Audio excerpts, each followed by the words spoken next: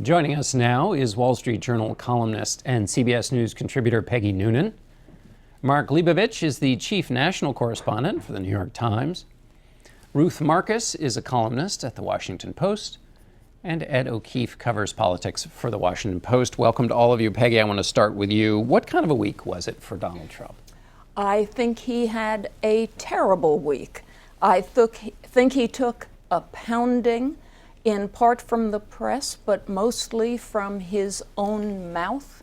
I think he added to the aggregate of the strange or outrageous or not fully thought through comments that he makes that at a certain point, I think this is the point, by the way, are starting to give pause even to his own supporters.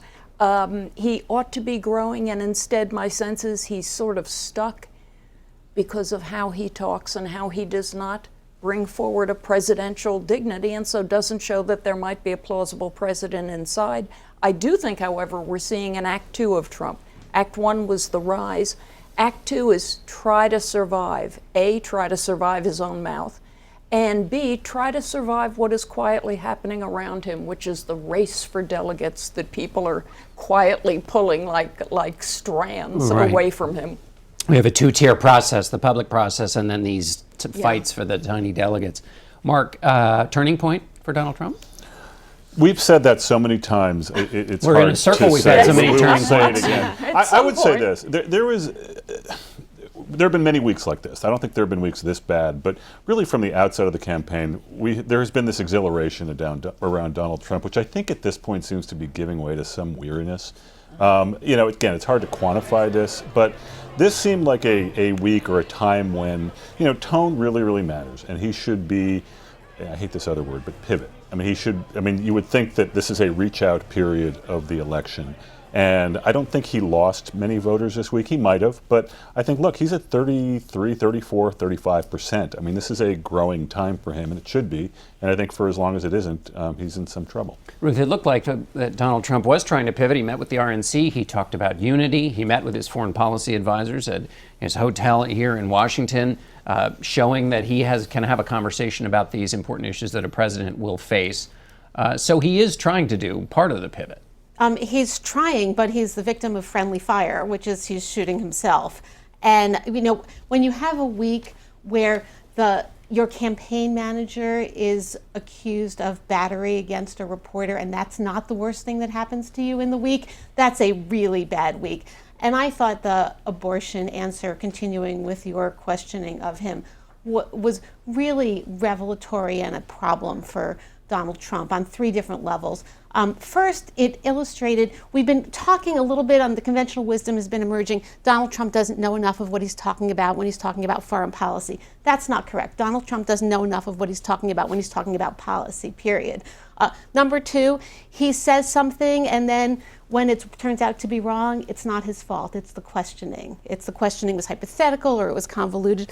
And the third part is managing to alienate both sides simultaneously, which is really quite magnificent, because I have to just point out that if you look at Donald Trump's actual position on abortion, it is less extreme than Ted Cruz's position on abortion. Ted Cruz would not have exceptions for rape or incest in cases of abortion. And where Donald Trump said, including to you, that he'd like to leave it to the states, Ted Cruz wants to make it illegal everywhere.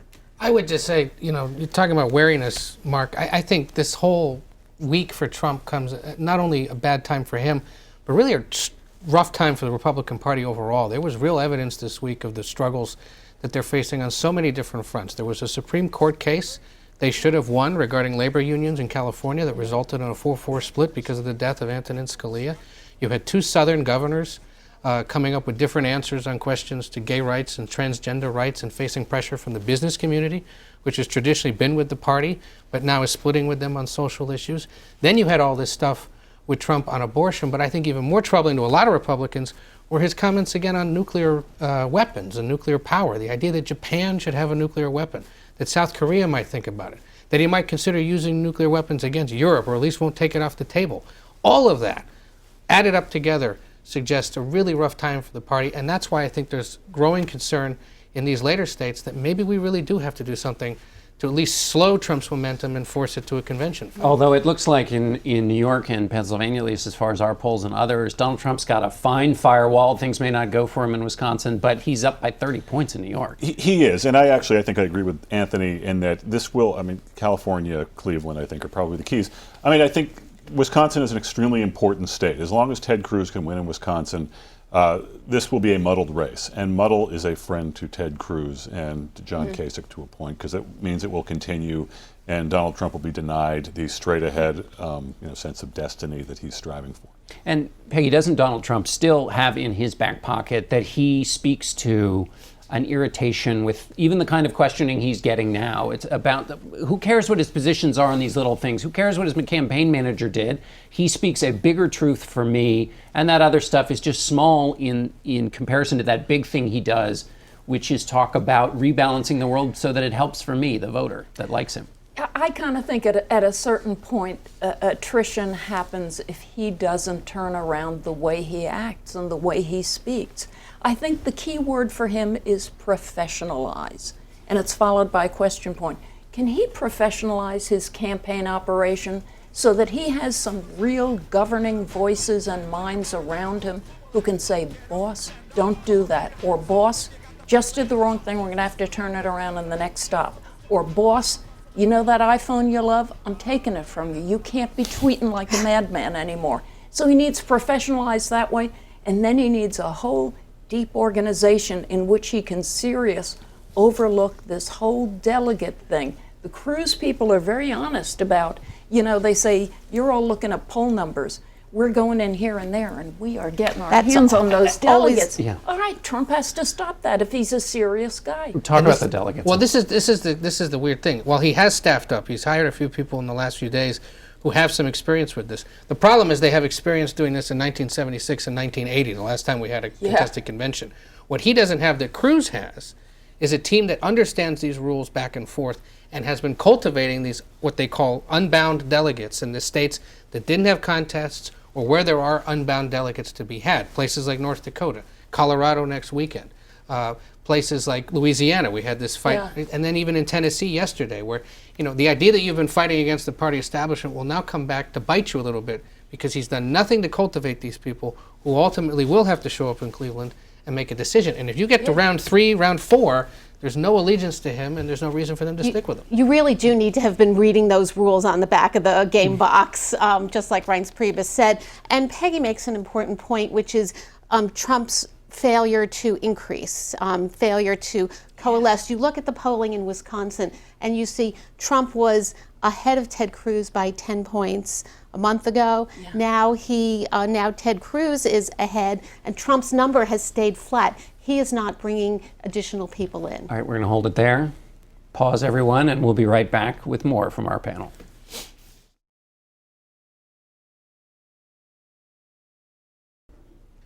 And we're back with our panel. Mark, I want to, on the last question on the Republicans here, if there is a contested convention, Donald Trump has something that nobody else has, which is a megaphone. And if he says, this is unfair, I have more delegates, I don't care if I didn't get the majority, I should get it because I have more in Cleveland, isn't that a strong argument for him? Sure, it's a strong argument. It's a procedural argument. It's an argument that is all about Trump, basically. We were just saying during the break that, what was important about this election going in, I remember talking to Governor Christie about this when he was thinking about running. I did a story on him, I guess, a couple of years ago. I said I hoped he ran because it was important to see a debate play out in the Republican Party about who they wanted to be. As it turned out, so much oxygen, so much talk, so much argument has been given over to what will happen with Trump here, what will happen in Cleveland. I do think that that's sort of part of the weirdness we were talking about earlier. Yeah. Let's switch, Ruth, to the Democratic side. Hillary Clinton, in a moment by the rope line, had a very pointed retort to somebody who was charging her about taking money from oil and gas interests, which was a line that the Sanders campaign. What did you think of that moment? I never think it's a good idea to be wagging your finger at people when you're in politics. It does not translate which is well. What she did and in which this is what exchange. she did, and it's a lesson. I don't want to get in trouble for doing it to No, you. you may It wasn't hostile. believe me. That's your. And it was illustrative of a frustration that she's feeling. That's totally understandable. She was on the other side of this transaction 8 years ago when she stuck in the race when it was rather clear that Barack Obama was going to be the nominee. It's reasonably clear, though not certain, that Hillary Clinton is going to be the nominee. But Bernie Sanders is an irritant. He has won a series of primaries. He may well, probably more likely than not, to win Wisconsin, and he is getting under her skin. And the Clinton campaign would say she's not irritated that he's getting under her skin, but that he keeps saying that she's captive of these interests and she's not. That would be what their argument for why and a double standard. Why don't you go look at his fundraising history or his voting history? Why are you always looking at ours? What it did more than anything is expose the real private frustrations they've had over the course of the last few weeks, that while he has all this money and he's still running, they can't turn totally to focus on Donald Trump and the Republicans, which they'd really like to do. And you're right, the shoe's on the other foot.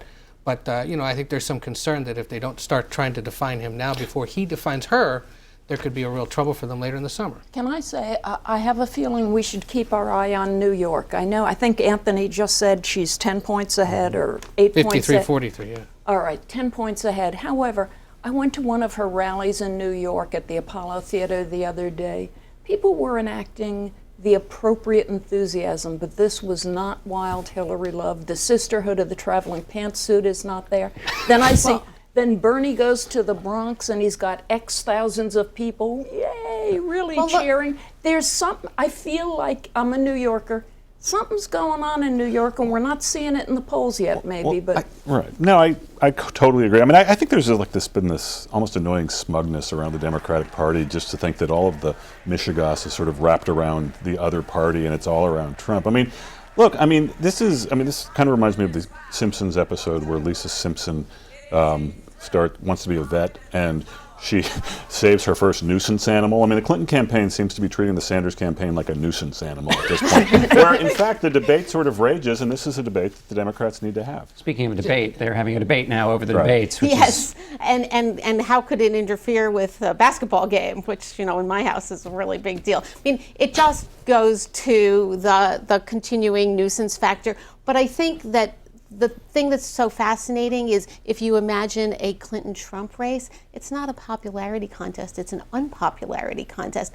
Both of them are negative with voters. We normally talk about enthusiasm gaps, but here the gap would be for both of them. I mean, he is way more unpopular than she is, but it would be a kind of remarkably sort of dreary race. Sour. Well, who do you dislike least? All right. Well, it's springtime. Unfortunately, we're going to have to end on that sort of depressing note. So thanks to all of you for joining us here, and we'll be right back in a moment.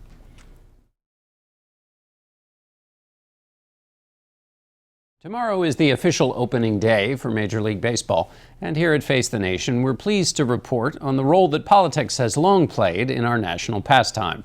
It's doubtful William Howard Taft would have been anyone's first draft pick, but when the portly president heaved the first pitch at the Washington Senators game in 1910, he started a tradition. Whether righty or lefty, Democrat or Republican, every subsequent occupant of the White House stood in the stands and let one fly. That is, until Ronald Reagan. The former actor knew how to put on a good show, and he moved the tradition to the mound. Bill Clinton, not known as an athlete, proved to have a strong arm. But even the most athletic presidents can struggle to find the strike zone, or the broad side of a barn. In hard times, the first pitch has become a symbol of resilience and renewal. Proof that in an era where cooperation is threatened, there's a time where everyone is on the same team. Speaking of baseball, Ken Burns will be here next Sunday to preview his PBS documentary on Jackie Robinson. Until then, I'm John Dickerson for Face the Nation.